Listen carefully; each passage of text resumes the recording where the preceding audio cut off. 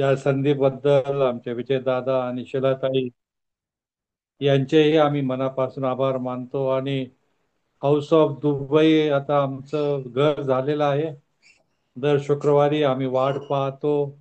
जरी आम्ही एकमेकापासून दूर आहोत तरी इथला जो ग्रुप आहे, लेकर आहे आणि कुटुंब आहे, पालक वर्ग आहे, त्यांचं कुटुंब आणि म्हणून आजचा जो विषय जो आहे, स्वर्गीय भाकरीबद्दल मी विचार करणार आहे. आणि कशा रीतीने आत्मिकतेमध्ये, शारीरिकतेमध्ये आणि कौटुंबिकरित्या आम्हा सर्वांना वाढता येईल. आपल्या सर्वांना माहिती असेल की आपण देवाची उत्तम अशी निर्मिती आहोत. देवाने आम्हाला शरीर, मन आणि आत्मा दिलेला आहे. आणि या तिघांकरता अन्न, वस्त्र आणि निवारा आवश्यक आहे. आणि त्याकरता आम्ही कष्ट करतो, त्याकरता आम्ही प्रयत्न करतो, आमचं कॅरियर करतो यासाठी की आम्हाला घर मिळावं, आम्हाला वस्त्र मिळावे, आम्हाला आमच्या जगिक दृष्टिकोनामधून सर्व सुख सोयी, शारीरिक गरज आमची भागवली जावी.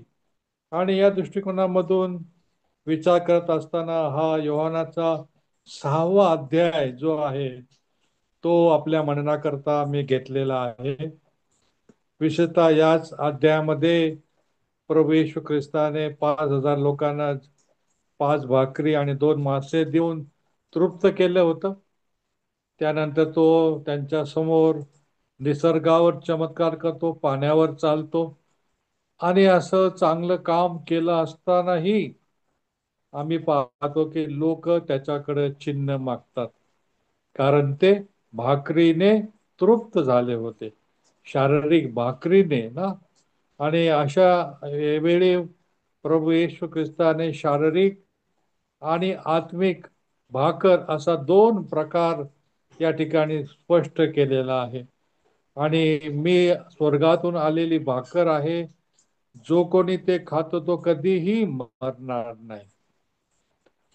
स्वर्गातील भाकर त्याच्याकरता जीवन असेल. आणि या दृष्टिकोनामधून आम्ही पाहतो की विशेष रीतीने परमेश्वराने या गोष्टी आमच्या समोर दिलेल्या आहेत. आणि तो त्या मानण्याची आठवण करतो जे शारीरिक होता. रोज सकाळी उठून ते जमा करायचे आणि त्यानंतर आम्ही पाहतो की देवाने त्यांना अभिवाचनाच्या देशामध्ये आणलं. देवाने त्यांना पाऊस दिला, शेती दिली आणि अशा प्रकारे शारीरिक भाकरी करता त्यांना कष्ट करावे लागलेले आहे. आणि ही जी वाटचाल आहे त्यासोबत त्याने मोशे करवी, देवाच्या लेकरांकरवी, सेवकांकरवी आध्यात्मिक भाकरीबद्दल, स्वर्गातील भाकरीबद्दलही त्याला त्यांना शिकवलेलं आहे, शिक्षण दिलेलं आहे.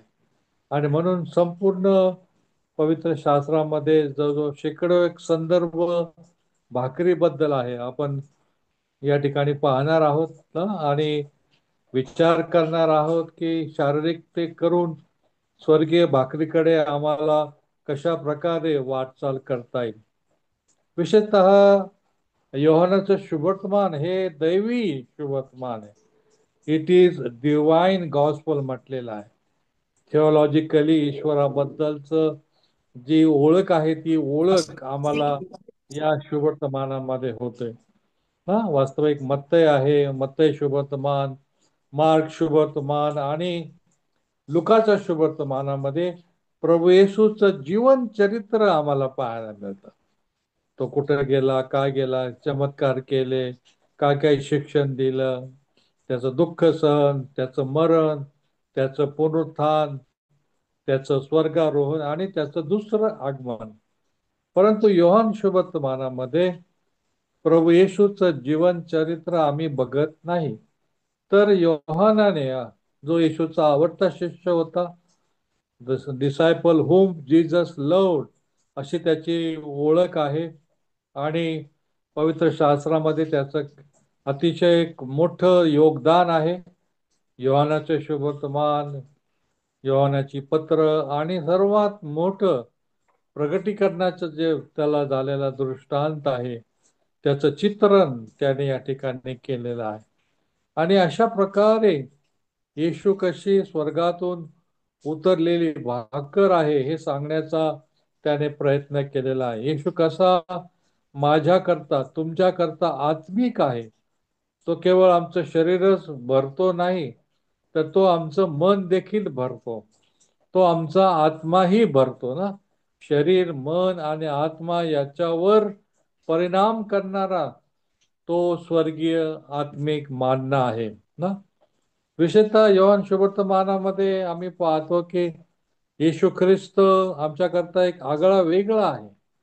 आणि ज्या ज्या गोष्टी दैनंदिन जीवनामध्ये आवश्यक आहे ना, मी जिवंत पाणी आहे, त्या शमरोनी श्री बरोबर बोलताना त्याने शारीरिक आणि आत्मिक बाबीचा उलगडा खूप उत्तम प्रकारे केलेला आहे, की जो आम्हाला मदत करतो की जीवनी पाण्याची आम्हाला गरज आहे. त्यानंतर मग तो मार्ग, सत्य आणि जीवन हे देखील सांगतो. 8:12 मध्ये म्हणतो की मी जगाचा प्रकाश आहे ना. आणि या प्रकारे अंधार आणि प्रकाश यांची कशी भागीदारी त्याने उत्पत्तीपासून तर त्याच्या काळामध्ये केलेली आहे. आणि कशा रीतीने आत्मिक प्रकाशाचे पुत्र आणि कन्या आम्हाला होता येईल, प्रकाशाचे पुत्र म्हणून आम्हाला चालता येईल, हे त्याने त्या ठिकाणी सांगितलेलं आहे. आणि मग 10वा तो मी उत्तम मेंढपाळ आहे हा. त्या देशामध्ये मेंढरं पाळणं हे कॉमन व्यवसाय आहे. आणि म्हणून त्यांना समजणाऱ्या भाषेमध्ये त्याने सांगितलेलं आहे की जसे मेंढरांची राखण शारीरिकरित्या मेंढपाळ करतो, तसंच आत्मिकरित्या मी तुमचा मेंढपाळ आहे. आणि मग आम्ही पाहतो की योहान त्याला म्हणतो की मेंढपाळांचा महामेंढपाळ येशू ख्रिस्त म्हणून तो त्याची ओळख करून देतो ना. आणि अशा प्रकारे आम्ही पाहतो की तो खरोखर आमची काळजी घेतो. दाविदाने देखील ते स्तोत्र केलेलं आहे. आणि हे चित्र इस्रायल लोकांच्या प्रत्येकाच्या अंतःकरणावर बिंबवलेलं आहे की येशू आमचा मेंढपाळ आहे, येशू आमची काळजी घेणार आहे, येशू आम्हाला घडवणार आहे. आणि म्हणून आज 21व्या शतकामध्ये आम्ही सर्व परमेश्वरावर अवलंबून आहे, आमची प्रत्येक बाब ना. आणि नंतर या भाकरीचा आपल्या जगी भाकरीशी मी संबंध लावेल, प्रत्येकाच्या वैयक्तिक जीवनाशी मी ते जोडेल. आणि अशा प्रकारे आम्ही पाहतो की आमचं शारीरिक जीवन, मानसिक जीवन, कौटुंबिक जीवन आणि त्यामधून साकारलं जाणारं आत्मिक जीवन याच्याशी हे संबंध लावणार आहे. कारण देवाचं वचन सक्रिय आहे ना. देवाचं वचन जीवन जगण्याचा मार्ग होता ना. अनेक जण त्या येशूच्या जगण्यावरून आपलं जीवन जगण्याचा त्यांनी प्रयत्न केला आहे. साधू सुंदर सिंग घडलेला आहे, नारायण वामन टिळक घडलेला आहे, पंडिता रमाबाई घडलेल्या आहेत ना. की अशा प्रकारे वेगवेगळ्या चरित्राद्वारे देवाचं कार्य त्या ठिकाणी आम्हाला प्रोत्साहन देतं, आम्हाला प्रेरणा देतो ना. आणि या प्रकारे आम्ही पाहतो की त्या ऋतच्या काळामध्ये आम्ही पाहतो ना, ऋतच्या की दुष्काळामध्ये तिच्या सुनांना, अ, तिच्या कुटुंबाला देवाने त्याची काळजी करून घेतली. वास्तविक अब्रामाचं देखील उदाहरण येणार आहे, एलियाचं उदाहरण येणार आहे ना, हगारेचं उदाहरण आपण संदर्भामध्ये येणार आहोत. परंतु या ठिकाणी विशेष जो आहे ना, की मोवाब देशातील लोकांना परमेश्वराने अन्न पुरवलेलं आहे. आणि हे जे निराधार होते, अन्नाची टंचाई होती, परंतु आम्ही पाहतो की रूत, अर्पा आणि त्याच्या सुनासह देवाने त्यांची काळजी घेतलेली आहे, त्या देशाकडे नेलेला आहे ना. वास्तविक देव त्यांना त्या ठिकाणी देऊ शकला असता, परंतु परमेश्वर त्या स्वर्गीय भाकरीकडे आम्हाला नेतो. आणि त्यांच्या जीवनामध्ये देवाचं जे आत्मिक महत्व जे आहे की देव माझा सांभाळ करता आहे, हे तो त्या ठिकाणी सांगतो. ऋताच्या पहिल्या अध्यायामध्ये 6व्या वचनामध्येच आम्हाला या ठिकाणी पाहायला मिळतं.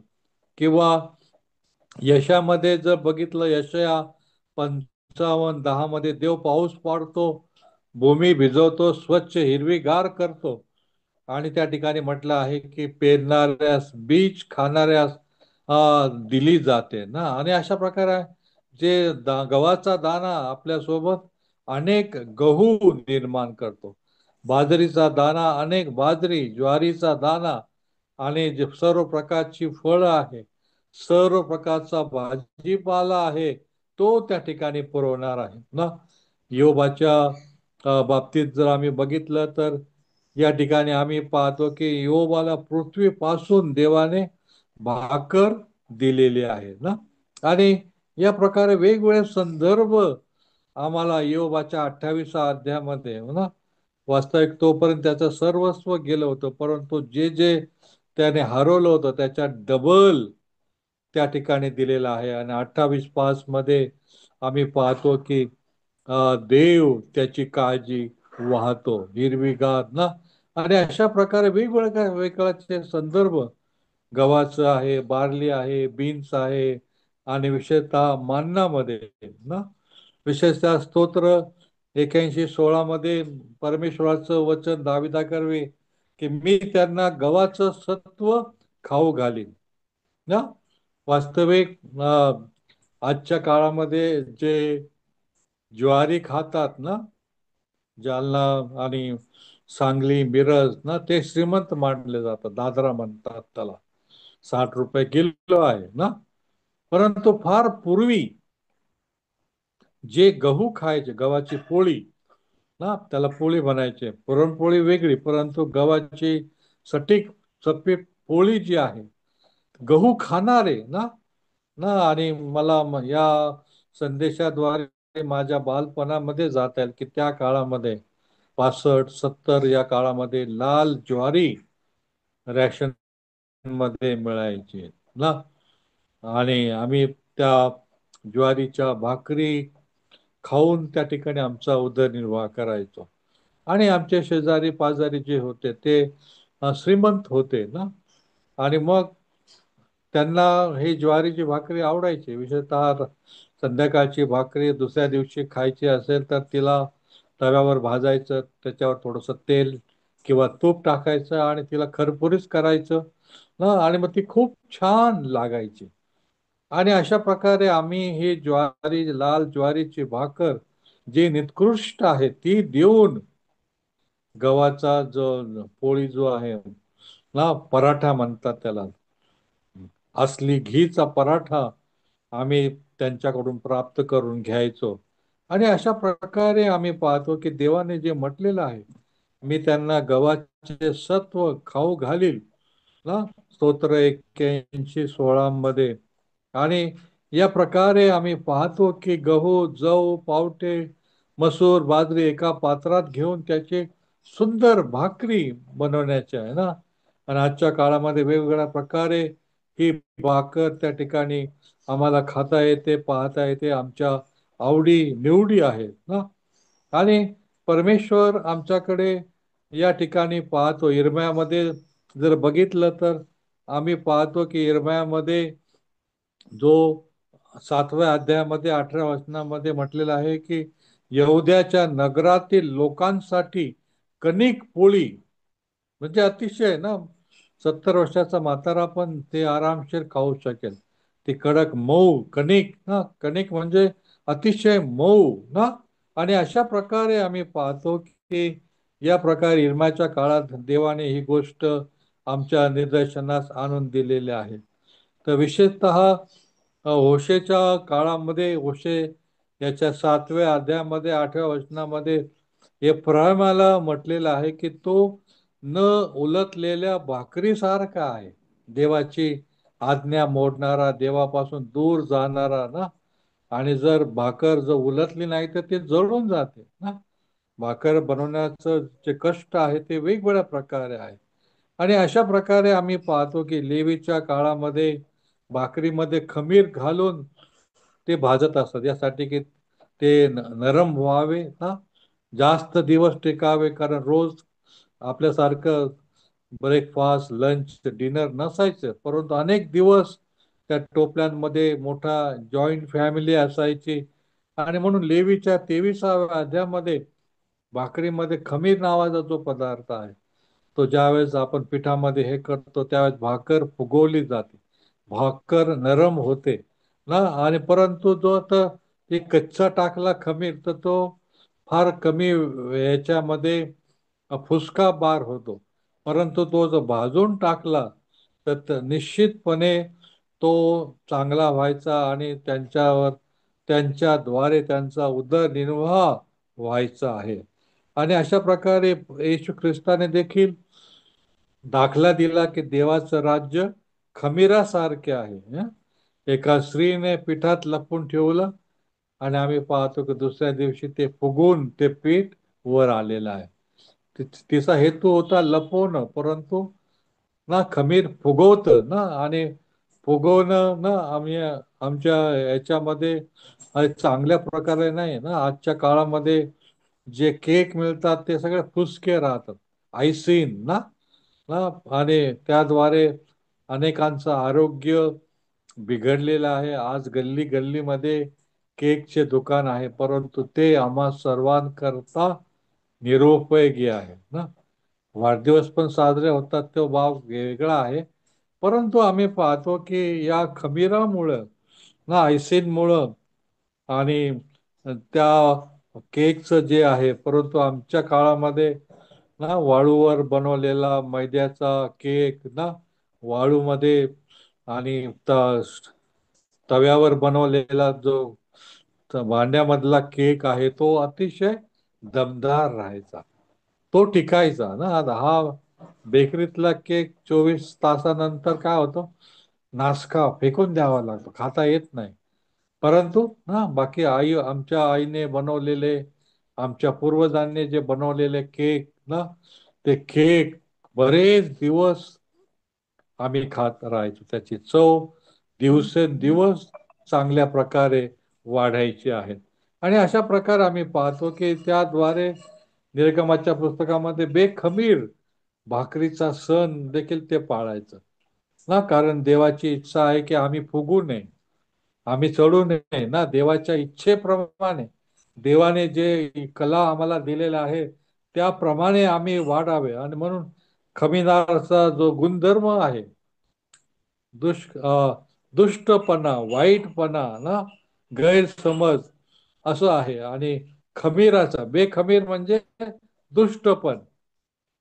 आणि या ठिकाणी खमीराद्वारे आमचं जीवन हे नाशवंत होतं. आणि म्हणून आम्ही बेखमीर, खमीर न घालता खाणारे म्हणजे देवाचे सात्विकता, देवाचा खरेपणा, याद्वारे आमचा जो सण आहे, आत्मिक आनंद आहे, तो या प्रकारे आम्हाला घेता येता. खमीराचा जो आहे तो आमच्या करता अनावश्यक आहे ना. आणि अशा प्रकारे आम्ही पाहतो की त्या लोकांना अभिवचनाच्या देशामधून येत असताना देवाने त्यांची काळजी घेतलेली आहे. आणि रोज मान्ना त्यांना मिळायचा, सकाळी उठून त्याला जमा करायचा आणि त्याला फोडणी देऊन ते खायचे. आणि आम्ही पाहतो की दुसऱ्या दिवशी किंवा ज्यांनी जास्त जमा केले त्यांच्या मान्यामध्ये किडे पडलेले देखील आम्हाला त्या ठिकाणी संदर्भ पाहायला मिळतात. आणि म्हणून आम्ही पाहतो की देवाने त्यांची काळजी घेतलेली आहे ना. आणि नंतर ते शेती करू लागलेले आहे, ज्वारी आहे, बाजरी आहे, गहू आहे. ते अ, याद्वारे आपलं कौटुंबिक जीवन ते जगू लागलेले आहेत. आणि विशेषतः आम्ही पाहतो की एलियाला देखील एलियाने जो चमत्कार केला, विधवेचं पीठ कधीच संपलं नाही, तिचं तेल कधीच संपलं नाही. आणि आम्ही पाहतो की त्या एलियाला देवाचा संदेश त्याला त्या विधवेने भाकर घालू ना, अतिशय गोड मऊ भाकर तिने खाऊ दिलेले आहे. एवढंच नव्हे तर शमूवेलाला देखील आम्ही पाहतो की त्याला देखील 3 भाकरी देवाचा संदेश ज्या ज्यावेळी लोकांना राजा हवा आहे, आम्ही पाहतो की त्यांनी देवाकडे प्रार्थना केली आहे आणि शमूएलाने त्या ठिकाणी कार्य केलेलं आहे. आणि आम्ही पाहतो की 5 भाकरी त्या ठिकाणी त्याला पुरवलेल्या आहे. आणि अशा रीतीने वेगवेगळ्या प्रकारे आम्हाला या ठिकाणी अ, भाकरीबद्दल विचार करता येतो.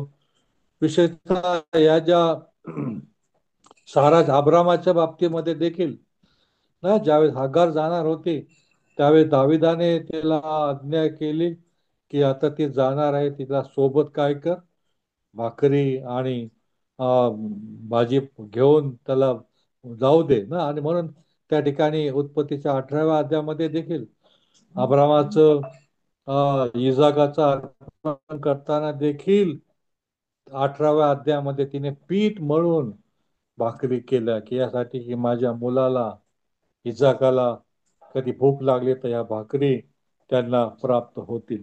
विशेषतः आम्ही पाहतो की या भाकरी करता न बनवण्याकरणं साधं काम नाहीये ना ना. आणि म्हणून त्याच्याकरता लाकडं, त्याच्याकरता कोळसा, त्याच्याकरता गौऱ्या ना ना. गाईचं जे शेण आहे त्याच्याद्वारे गौऱ्या होतात. आजही अनेक भागामध्ये अ, या गौऱ्यांवर स्वयंपाक केला जातो आहे ना. आणि जो गॅस आमच्या घरामध्ये येतो तो शेणाचाच गॅस त्या ठिकाणी तयार केला जातो. आणि अशा प्रकारे आम्ही पाहतो की लाकडावर कोळसा करून भाकर खाणं अतिशय चांगलं आहे की नाही. हा. या ठिकाणी आम्ही पाहतो की अनेक आता हॉटेल्स सुरू झालेले आहेत ना, की जे कोळशावर डोसे तयार करतात, कोळशावर भाकरी करतात. ज्वारीची भाकरी, बाजरीची भाकर, ठेचा ना. आणि अशा प्रकारे आम्ही पाहतो की कोळशावर भाजण्याचा देखील संदर्भ यशायामध्ये 44:19 मध्ये, लेवी मध्ये 26:16 मध्ये, होशेमध्ये 7व्या अध्यायामध्ये आम्हाला या ठिकाणी पाहायला मिळतो की अतिशय चांगल्या प्रकारे. एवढंच नव्हे तर लाकडासोबत भुसा जो आहे ना, मी स्वतः आमच्या वेळी ते तोपर्यंत गॅस नव्हता ना.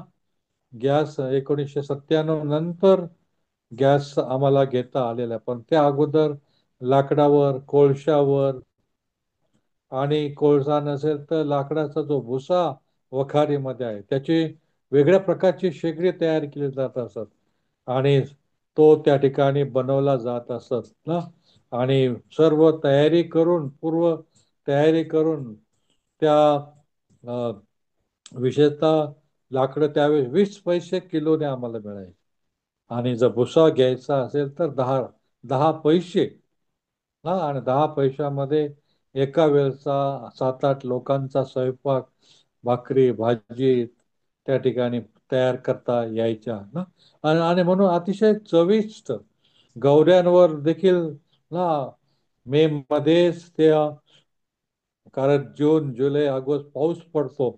आणि म्हणून आपल्याला लागणाऱ्या ज्या गौऱ्या आहेत, त्या मोठमोठ्या तयार करून वाळून त्या ठेवतात. आणि पावसाळ्यामध्ये लाकडं पण ओले असतात आणि म्हणून गौऱ्यांवर देखील अ, अ, स्वयंपाक केला जात असत. आणि अशा प्रकारे अतिशय हायजेनिक म्हणतात, चव येणारा ना असा सुंदरसा भाग त्या ठिकाणी आम्हाला पाहायला मिळतो. आज ना तंदुरी पण मिळते की नाही हॉटेलमध्ये. तर तंदुरी म्हणा, तवा रोटी म्हणा, रुमाली रोटा म्हणा, मांडा म्हणा. आणि आज हे व्यापाराचं केंद्र झालेलं आहे. भूमीवर ज्यावेळेस आम्ही पवित्र शास्त्राकडे किंवा स्वर्गीय भाकरीकडे येतो त्यावेळेस आम्ही पाहतो की याचकांकडं पवित्र भाकर ठेवायच्या आहेत ना. दाविदाला ज्यावेळेस भूक लागली त्यावेळेस त्याने ना याचकांकडे ज्या भाकरी असायच्या ना, पहिले शमूएल 21व्या अध्यायामध्ये 4 ते 6 वचनामध्ये आम्ही पाहतो की दाविदाने मागितलेलं आहे ना. म्हणजे कितीतरी कॉमन ब्रेड, परंतु याचकाच्या हातात गेल्यामुळे ती काय झालेली आहे, पवित्र सॅक्रेट झालेले आहे ना. आणि स्तोत्र दाविद राजा स्तोत्र 104:15 मध्ये म्हणतो की मानवी जीवाला आधार देणारी ही भाकर आहे. मानवी जीवाला आधार देणारी ना.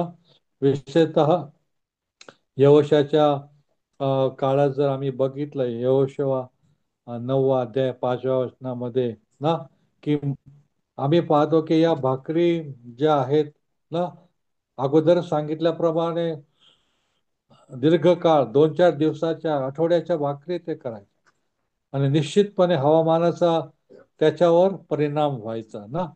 आणि म्हणून त्या भाकरीचा चिवडा ना, त्या भाकरी चुरून त्याच्यामध्ये कांदा मिरची आणि तेलाची फोडणी देऊन कुरमुरीत चिवडा त्या ठिकाणी आमच्या आया कारण त्या भाकरी फेकून कशा द्यायच्या ना. आणि म्हणून सकाळच्या नाश्त्याला उत्तम प्रकारे हा चिवडा त्या ठिकाणी तयार केला जात असत ना. आणि विशेषतः कौटुंबिकरित्या हे चांगलं आहे ना, अन्न फेकून न देता त्याचा चांगल्या प्रकारे चिवडा व्हावा, त्याचा हे व्हावा. आणि तुम्ही जर पुण्यामध्ये आला तर भाकरवडी मिळते छोटी, अतिशय छान प्रकारे त्या मैद्यामध्ये ज्वारी म्हणा बाजरी म्हणा त्याची करून भाकरवडी पुण्याची अतिशय प्रसिद्ध आहे ना. आणि वेगवेगळे लोक त्याची मागणी करतात. आणि या प्रकारे आम्ही पाहतो की हे चांगल्या प्रकारचं चित्र त्या ठिकाणी आम्हाला पाहायला मिळतं. अगोदर सांगितल्याप्रमाणे अब्रामाने देखील देवाच्या माणसाला 3 भाकरी पुरवल्या. आणि आम्ही पाहतो की हगारेला त्याने 3 भाकरी प्रवासाकटे दिल्या. उत्पत्ती 21व्या अध्यायामध्ये ती गोष्ट आहे. आणि मग 6व्या अध्यायामध्ये आम्ही येतो त्यावेळेस एका लहान मुलाने या येशूला 5 भाकरी आणि 2 मासे दिलेले आहे ना. आणि आम्ही पाहतो की 3 दिवसापासून ते येशूचं शिक्षण ऐकत होते. आणि आता येशूने ओळखलं की आता यांना शारीरिकरित्या भूक लागलेली आहे. आणि शिष्यांना म्हणाले की तुम्हाला त्यांना आता जेवू घालायचं आहे. आणि आम्ही म्हटलो की शिष्य घाबरले. अरे इथं जवळपास हॉटेल नाही, इथं कसले ढाबे नाही, काहीच नाही ना.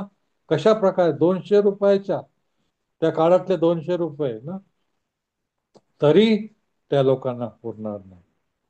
आणि मग येशूने विचारलं तुमच्या जवळ काय आहे, तुमच्या जवळ काय आहे. आणि एक लहान मुला त्या ठिकाणी प्रवासाकरता त्याच्या आईने 5 भाकरी, जवाच्या 5 भाकरी आणि 2 मासे दिले. आणि ज्यावेळेस ते येशूच्या हातामध्ये पडलेलं आहे ना, त्या ठिकाणी म्हटलं की त्या भाकरी द्विगुणित झाल्या, बहुगुणित झाल्या, ते मासे बहुगुणित झालेले आहे ना. आणि आम्ही पाहतो की 5,000 पुरुष खाऊन तृप्त झाले.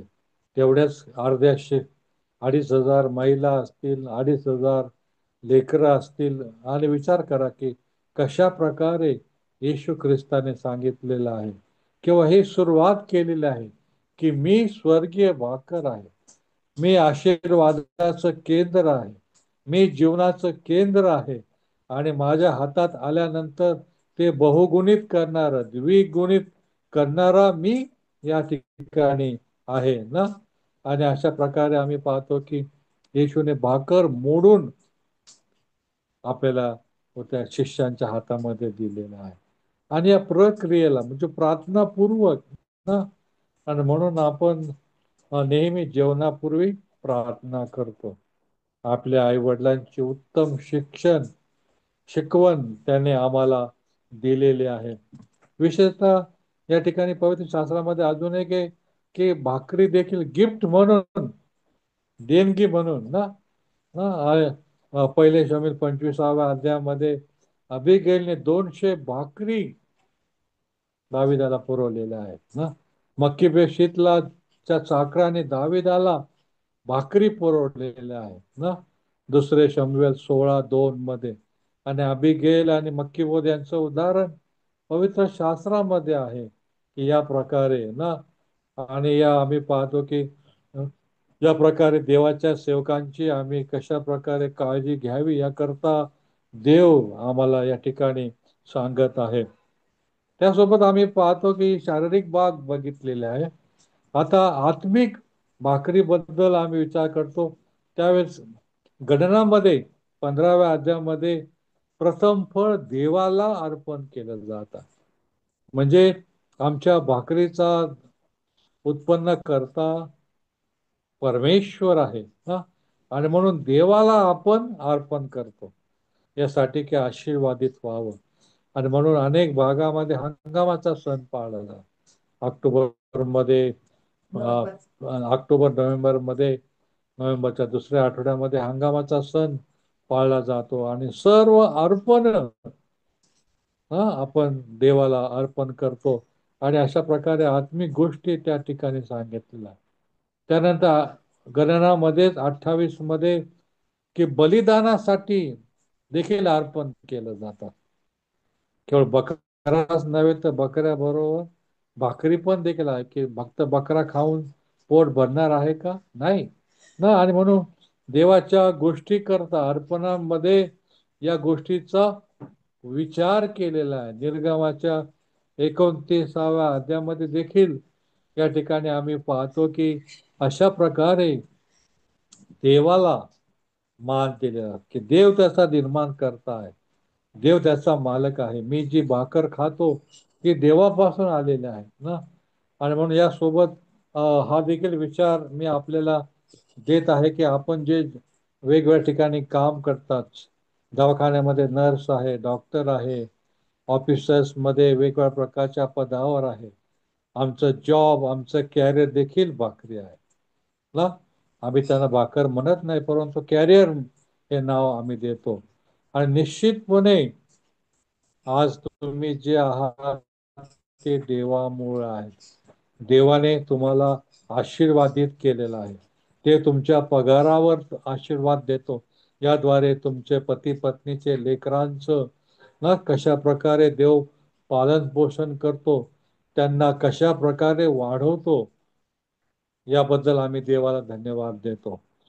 कारण तो आमची काळजी घेतो ना. आणि विशेषतः आज या ठिकाणी साक्षीच्या रूपाने मला तुम्हाला प्रोत्साहित करायचं आहे की देव आमची स्वर्गीय भाकरी आहे, आम्हाला आशीर्वादित करणारा, आमची गरज पूर्ण करणारा, जे बेरोजगार आहेत त्यांना काम देणारा, जे शिक्षण घेतात त्यांचं कॅरियर करणारा तो परमेश्वर आहे. कारण तो स्वर्गातून उतरलेली भाकर आहे. आणि या ठिकाणी 1985 साली ज्यावेळेस पालखी सेवेमध्ये मी सुरुवात केली, माझा पगार 350 ₹350 होता. आणि आता 2023 ला मी रिटायर झालो त्यावेळेस 35,000 ना. नागपूर फार शहरी आहे, नागपूर मध्ये सुखसोयी आहे. आणि अशा प्रकारे आम्ही पाहतो की देवाने आमची काळजी घेतलेली आहे ना. 350 आणि आमचं कुटुंब त्याद्वारे आम्ही वाढवलेलं आहे. आणि मला अतिशय अभिमानाने सांगू द्या की देवाने आम्हाला सतत आशीर्वादित केलेला आहे. देवाची सेवा आम्ही करतो. आणि म्हणून या 85 ते 23 या काळामध्ये ना आम्ही कधीच कपडे विकत घेतले नाही ना. लोकांनी आमच्या गरजा पूर्ण केलेल्या आहे. वेगवेगळ्या ठिकाणी जे दवाखाने आहेत, ख्रिस्ती नर्सेस आहेत, डॉक्टर आहेत, नर्सेस आहेत, त्यांच्यातर्फे आमचं आरोग्य बघितलेलं आहे. म्हणून आरोग्याकरता देखील आम्ही कधीही गोळ्या घेतल्या नाही. आता रिटायर झाल्यावर आम्हाला हॉस्पिटलमध्ये नाही म्हणून मग विकत घ्याव्या लागतात, काळजी करावा. सांगण्याचा हेतू की देव पुरवणार आहे. हा मुद्दा जो आहे की जो परमेश्वर आमची काळजी घेतो, आम्हाला घडवतो, आम्हाला चालवतो. आणि या प्रकारे आत्मिकतेमध्ये, शारीरिकतेमध्ये तो आम्हाला घडवणारा परमेश्वर आहे. आणि म्हणून येशू ख्रिस्ताने जे सांगितलं आहे की मी दिलेले भाकर जो खातो तो कधीही त्याला भूक लागणार नाही. म्हणजे आत्मिक समाधान जे आहे देवामध्ये, ते आत्मिक समाधान या ठिकाणी आहेत. आणि म्हणून आम्ही जे काही कमवलेलं आहे जे काही खाल्लेलं आहे देवबापाने ते आशीर्वादित केलेलं आहे ना. आता 18 तारखेला माझं 67 वर्ष पूर्ण होईल. आजही ब्लड प्रेशर नाही, ना शुगर नाही. आजही मी 5 ते 10 किलोमीटर पायी पायी चालू शकतो, काम करू शकतो ना. काम करत आहे आणि अशा प्रकारे परमेश्वर माझी काळजी घेतो. आपल्या शरीराची काळजी घेणारा परमेश्वर आहे. आणि म्हणून जे जे काळजीमध्ये आहेत, चिंतेमध्ये आहेत, आपल्या शारीरिक अवयवासाठी, आपल्या डोळ्यासाठी, आपल्या दातासाठी, आपल्या कानासाठी, आपल्या पायासाठी, कमरेचा त्रास आहे, वेगवेगळ्या प्रकारे आज शारीरिक आजार उद्भवत आहे. येशूच्या नावामध्ये ती प्रार्थना करा की तू माझी स्वर्गीय भाकर आहे, मला सांभाळणार आहे, मला उठवणार आहे ना. आणि म्हणून त्या ठिकाणी आम्ही पाहतो की येशूने अतिशय मोठ्या आवाजात म्हटलं की स्वर्गातून उतरलेली ती भाकर आहे. विशेषतः मी नेहमी सांगत असतो की फक्त आज ऐकून आपल्याला सोडायचं नाही ना. घरी जाऊन आपण त्याच्यावर चर्चा करायची आहे.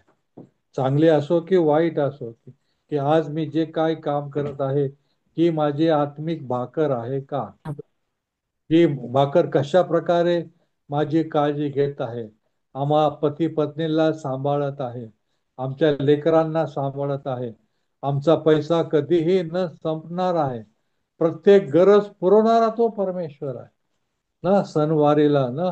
आणि अशा प्रकारे आम्ही या ठिकाणी मी तुम्हाला उत्तेजित करतो की या प्रकारे ही स्वर्गीय भाकर या ठिकाणी आहे. वास्तविक ज्या लोकांना प्रभूने 5,000 लोकांना खाऊन तृप्त केले आहे, ते लोक त्याच्याकडं चिंतन मागत आहेत ना. आणि कुरकुर करू लागलेले आहेत ना की कशा. आणि हा तर याच्या आई वडिलांना आम्ही ओळखतो, त्याच्या खानदानाला आम्ही ओळखतो, आणि काय हा आम्हाला स्वर्गीय उतरलेली भाकरी सांगत आहे ना. आणि म्हणून प्रभू येशू ख्रिस्ताने त्यांना सांगितलं आहे की मी जरी जगिक आहे परंतु मी आत्मिक आहे. मी काल आज युगानु सारखाच आहे, न बदलणारा परमेश्वर आहे ना. आणि परमेश्वराची योजना होती की तुमच्या करता माझ्या करता परमेश्वराने मानवी रूप धारण करावं. वास्तविक त्याला अवतार घेता आला असता, परंतु तो आमच्यासारखा रडणारा, आमच्यासारखा हसणारा, आमच्यासारखा थकणारा, आमच्यासारखा जेवणारा, म्हणून तो मानवी आणि आत्मिक दोन्ही रूप धारण करणारा. आणि म्हणून लूक 2:52 मध्ये म्हटलं की येशू ख्रिस्त शरीराने आणि मनाने देवाच्या आणि माणसाच्या कृपेमध्ये वाढत गेलेला आहे. आज जे मी वाढलेलो आहोत ते प्रभूमध्ये आम्ही वाढलेलो आहोत. आणि या ठिकाणी प्रभू येशू ख्रिस्त आठवण करून देतो की ज्या लोकांना मी मानना चाललेला आहे ते मेलेले आहेत ना, परंतु मी जो स्वर्गात उतरून दिलेली भाकर खाईल तो कधीही मरणार नाही. आत्मिक मरण जे आहे ना, आज आम्ही पाहतो की जगाचा नाश होत आहे. जग वेगळ्या प्रकारे प्रयत्नामध्ये शारीरिकरित्या वेगवेगळ्या प्रकारचे आजार त्यांना उद्भवणारे आहेत. परंतु प्रभू येशू आम्हाला आरोग्य देणारा परमेश्वर आहे, तो आमची काळजी घेणारा परमेश्वर आहे. आणि या प्रकारे आमचं कौटुंबिक जीवन सांभाळणारा तो परमेश्वर आहे ना. आणि म्हणून ज्यावेळेस आम्ही एकत्र प्रार्थना करतो, एकत्र जेवण करतो, एकत्र राहतो, निश्चितपणे प्रभू परमेश्वर आम्हाला आशीर्वादित करतो. आणि म्हणून त्या ठिकाणी म्हटलं की ख्रिस्त माझ्या घराचा अदृश्य पाहुणा आहे. Christ is the unseen guest असं या ठिकाणी म्हटलेलं आहे. आणि म्हणून घरी गेल्यानंतर योहान 6:41 ते 58, विशेषतः 58 वचन मी तुमच्याकरता वाचतो. योहान 6:58, स्वर्गातून उतरलेली जी भाकर ती हीच आहे, पूर्वज खाऊन वरून मिळे तसे हे नाही, जो ही भाकर खातो तो सर्व काळ वाचेल ना. आणि म्हणून प्रभूमध्ये आमचं तारण आहे, आत्मिक तारण आहे ना. शरीर, मन आणि आत्मा, आम्ही आत्म्याकरता जीवन जगत आहोत. आणि म्हणून शरीराची जशी काळजी घेतो तशी आत्म्याच्या काळजी करण्याकरता देवाचा जो आत्मिक वान्न आहे, देवाचं जे वचन आहे, ते आम्हाला या ठिकाणी करायचं आहे. आणि म्हणून या शेवटल्या टप्प्यामध्ये बघत असताना आम्ही पाहतो की येशू ख्रिस्ताने भाकर मोडून आशीर्वादित केलेला आहे. आपल्या शिष्यांबरोबर त्याने त्या गेतसेमने बागेमध्ये आपल्या शिष्यांबरोबर भोजन केलेलं आहे. आणि त्याचं शरीर, रक्त आमच्या करता त्याने बहाल केलेलं आहे ना. आणि अशा प्रकारे ख्रिस्ताच्या शरीराचे अवयव म्हणून तुम्हाला आणि मला त्याने त्याकरता आमंत्रित केलेलं आहे. आणि म्हणून प्रभू भोजनाचा विधी देखील आमच्या चर्चमध्ये आपण करतो. आपणही प्रभू भोजनाच्या विधीमध्ये त्याची आठवण करतो. त्याचं शरीर आणि रक्त ना, आणि ती आत्मिक भाकर आमच्या जीवनामध्ये बदल घडवणारे आहे, आम्हाला मदत करणारी, आम्हाला परीक्षेमध्ये पास करणारी, आमच्या मनातलं दडपण दूर करणारी असे ते आहेत ना. आणि या प्रकारे आम्ही पाहतो की अ, देवाने या प्रकारे एकत्र केले. पहिल्या मंडळीची स्थापना देखील प्रति दिवशी ते एकत्र येत आणि भाकरी मोडत असत ना. प्रेषितांचे कृत्य 2 अध्याय 46 मध्ये, किंवा पहिले करीन 10:17 मध्ये, आपण एक भाकर, आपण भाकरीचे सहभागी आहोत असं त्या ठिकाणी सांगितलेलं आहे. आणि या प्रकारे आम्ही पाहतो की आत्मिक प्रभू भोजन चर्चद्वारे आमच्याकरता उपलब्ध आहे की आम्ही आम्हाला पापांची कबुली करावी, आमच्या आत्मिक जीवनामध्ये वाढावं आणि शरीराने केलेल्या चुका परत न करता आत्मिकतेमध्ये आम्हाला चालता यावं, याकरता देखील देवाने चर्चेद्वारा, उपासनेद्वारा आमची काळजी घेतलेली आहे. विशेषतः अनेक अनेक जण वेगवेगळ्या गोष्टी करता प्रार्थना करतात. आणि म्हणून आशीर्वादाचं साधन देखील परमेश्वर आहे. भाकर देणारा, भाकर पुरवणारा परमेश्वर आहे ना. आणि अशा प्रकारे आम्ही पाहतो की उपदेशकामध्ये किंवा स्तोत्र 37 आणि 25 मध्ये म्हटलेलं आहे की तो भाकरीला भिकेला लागत नाही, तरुणपणी देणारा, म्हातारपणी देणारा ना. भीक लागणं म्हणजे तुमच्याकडे ते भाकर नाही, तुमचं पीठ संपलेलं आहे, कर्ज बाजारी आहात ना. किंवा यशामध्ये म्हटलं की तो भाकरीचा आधार काढून घेतो. हा, आज दुबईमध्ये आम्हाला 60,000 70,000 पगार आहे, परंतु पुरत नाही ना. अनेकांना तो प्रश्न आहे की आमच्या पगारावर देवाचा आशीर्वाद नाही. निश्चितपणे आजचा संदेश आपल्याला प्रभू येशू ख्रिस्तावर विश्वास ठेवणारा, त्याच्या नावामध्ये हे जीवनमान जगणारा ना, असा प्रयत्न तो आम्हाला करणार आहे ना. एवढंच नव्हे तर या ठिकाणी म्हटलं आहे की तो आमच्या पाण्याचा आधार काढून घेतो ना. आणि या प्रकारे भाकरीचा आधार म्हणजे आमचा जो आशीर्वाद आहे, तो आशीर्वाद तो काढून घेतो आहे ना. आणि म्हणून या ठिकाणी नीतीसूत्र 12 आणि 9 मध्ये परमेश्वराचं शिक्षण तुच्छ मानून जो स्वतःला प्रतिष्ठित समजतो, प्रभू परमेश्वर त्याची भाकरी काढून घेतो ना. भाकरी करता तो मौताद होतो. बरकत नाही, आशीर्वाद नाही, आरोग्य नाही ना. अनेक जण आम्ही काजू बदाम खातो, परंतु आमची प्रकृती सुधारत नाही. कारण का? परमेश्वराचं जे शिक्षण आहे, फक्त शुक्रवारीच नव्हे तर दररोजच्या जीवनाकरता आमची सकाळची वेळ प्रभूच्या वचनाने व्हावी. समारोप ना, कामकाज आहे, धावपळ आहे, कष्ट आहे, ड्युटी आहे, हे सर्व आहे, परंतु आमचा परमेश्वर देखील आहे. आणि म्हणून जे परमेश्वराचं शिक्षण, विशेषतः जे जे आमचे लेकरं बाहेर शिकतात त्यांच्याकरता आम्ही प्रार्थना करतो. निश्चितपणे तुम्ही परमेश्वराच्या शिक्षणामध्ये त्यांना ते रममान आहेत का? ज्या ठिकाणी आहेत त्या ठिकाणी रविवारी त्यांना चर्चला जाण्याकरता तुम्ही प्रोत्साहित करणं आवश्यक आहे. तरच आमच्या प्रार्थना ज्या त्यांच्याकरता आम्ही करतो. जे लहान लेकरं आहेत त्या लहान लेकरांना आम्ही आत्मिक शिक्षण देतो का? त्या लहान लेकरांबरोबर आमची कौटुंबिक प्रार्थना घरामध्ये होते का? हा देखील विचार आहे. आणि अनेक कारणापैकी एक कारण असू शकतो, माझ्या पगारावर आशीर्वाद नाही, माझे लेकरं आजारी पडतात. कारण का? कौटुंबिक प्रार्थना, परमेश्वराचं शिक्षण ना.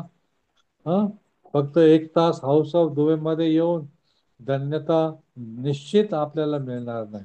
त्याकरता कष्ट करणं, त्याकरता नीतिसूत्र 12वा अध्याय 9व्या वचनामध्ये त्या ठिकाणी असणं अतिशय आवश्यक आहे. विशेषतः पहिले शमूएल 2 अध्याय 36 वचनामध्ये देवापुढे भाकरीसाठी दंडवत देणं, प्रार्थना करणं की हे देवा तू दिलेला आहे, मी मिळवलेलं नाही, तर परमेश्वराने हे दिलेलं आहे आणि त्याकरता मी हा परमेश्वराला त्याचं श्रेय दिलेलं आहे.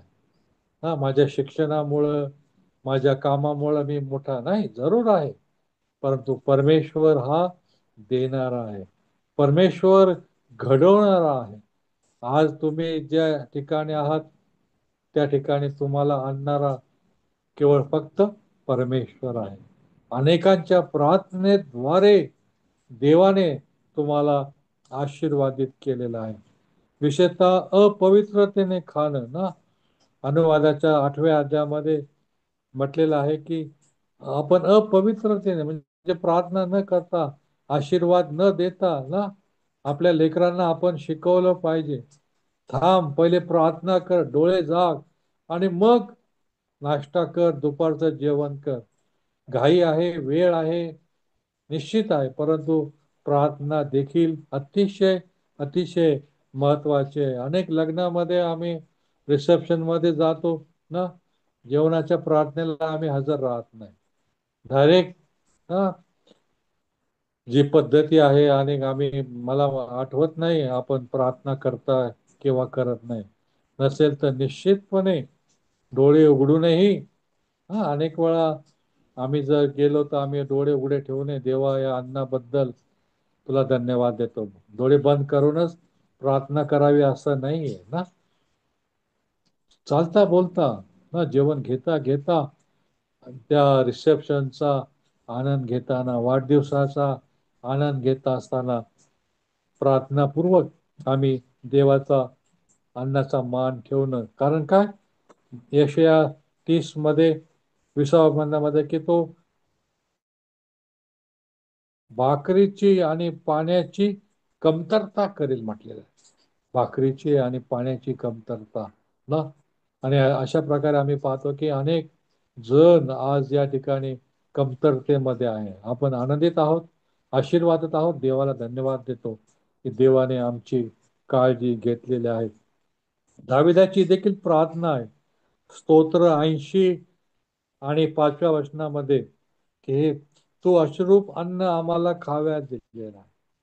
हा, स्तोत्र 126 मध्ये म्हटला की जे अश्रुरूप नेत्राने पेरणी करतात ते हर्षाने कापणे करते, हर्षाने आत्मिक जीवनामध्ये वाढते. देव आप त्यांची कमाई आशीर्वादित करेल. नीतिसूत्रामध्ये म्हटलेलं आहे, नीतिसूत्र 20व्या अध्यायामध्ये लबाडीची भाकर ना. आज देशामध्ये भ्रष्टाचार भरपूर आहे, पैशाशिवाय आमचे काम होत नाही, ओळखीशिवाय होत नाही. आणि आम्ही पाहतो की ईडी कितीतरी छापे दाखवतात. आपण ज्याही ठिकाणी आहोत देवाचं भय बाळगणं आवश्यक आहे ना. नीतिसूत्र 20व्या अध्यायामध्ये म्हटलं की लबाडीची भाकर काही दिवस गोड लागते आणि मग वेगवेगळ्या प्रकारच्या व्याधीद्वारे ना आम्ही, आमच्याकडे सर्व आहे, परंतु डॉक्टरने काय केलं? मना केलं, हे नका खाऊ, ते नका खाऊ. कारण का? लबाडीची भाकरी ना. आणि म्हणून सर्व प्रकारच्या भ्रष्टाचारापासून ख्रिस्ती या नात्याने आम्ही कोणाला देऊ पण नाही, कोणाकडून घेऊ नये. प्रामाणिकपणे आमच्या कला, आमच्या अधिकाराचा आम्ही उपयोग करावा. 31:27 मध्ये म्हटलं की दुष्टाईचं अन्न पचत नाही. नीतीसूत्रामध्ये 3 ठिकाणी, 20:17 मध्ये, 4:17 मध्ये आणि 31:27 मध्ये, की दुष्टाईचे अन्न पचत नाही. आळशी बनून अन्न आम्हाला खाता येत नाही. हे शरीरा वाटे ना, शरीर बेढप करणारे ना. आमची प्रकृती बघा कशा प्रकारे आम्ही मेंटेन करत आहोत ना. ना आज योगाच्या माध्यमातून ते आम्हाला वाटतं की आम्ही अशक्त व्हावं, हे व्हावं. हा, पवित्र शास्त्राने अगोदरच आम्हाला सांगितलेलं आहे की अशा प्रकारे लबाडीची भाकर, कष्टाचे अन्न आम्हाला खाणं आवश्यक आहे. निश्चितपणे आज हा विचार आम्ही केलेला आहे आणि जाता जाता आम्ही जे काम करत आहोत, बाळक देव ही माझी आत्मिक भाकर देवाने मला दिली. 40 वर्ष ती मी उपभोगलेले आहे. आपण डॉक्टर आहात, नर्स आहात, वकील आहात, का वेगवेगळ्या ऑफिसेस मध्ये देवाने आपल्याला केलेलं आहे. ही तुमची आत्मिक भाकर आहे आणि ती प्रामाणिकपणे तुम्ही करा. आशीर्वादाने कौटुंबिकरित्या अनेक कौटुंबिक जीवनामध्ये तणाव आहे. पैसा आमच्या घराचा केंद्रबिंदू झालेला आहे आणि म्हणून त्या पैशाचे सर्व वाटेकरी आहे. पत्नी आहे, लेकर आहे ना. आणि अशा प्रकारे कौटुंबिक योजनांद्वारे त्या उत्तम पगाराचा आम्हाला उपयोग कुटुंबाकरता करून, कारण देवाने आम्हाला ही भाकर केलेलं आहे. देवाने आम्हाला दुबईमध्ये आणलेलं आहे. देवाने आम्हाला नागपूरमध्ये आणलेलं आहे, मिरजमध्ये आणलेलं आहे, जिथं पण ना. आणि अशा प्रकारे शारीरिक ते करून ना, देवाने आम्हाला शरीर दिलेलं आहे, मन दिलेलं आहे आणि आत्मा ना. शारीरिक आणि मानसिक आम्हाला माहिती, परंतु आज आत्मिकतेच्या मान्यामध्ये प्रभू परमेश्वर आमचं मार्गदर्शन करून निश्चितपणे घरी तुम्ही चर्चा करा तुमच्या एकमेकाबरोबर की काय खरं आहे, काय खोटं ना. देवाने ही जबाबदारी माझ्यावर दिलेली आहे की या प्रकारे शारीरिकतेकडून आत्मिकतेमध्ये हाऊस वाईफ दुबई मधल्या प्रत्येक कुटुंबाला प्रभूमध्ये आम्हाला वाढवता येईल. आणि म्हणून या संधीबद्दल मी देवाचे आभार मानतो. देव बाप आपल्या सर्वांना आशीर्वादित करो. त्याच्या नावाला मान, महिमा आणि गौरव आता आणि सदा सर्व काळ असो. आमेन. थँक्यू.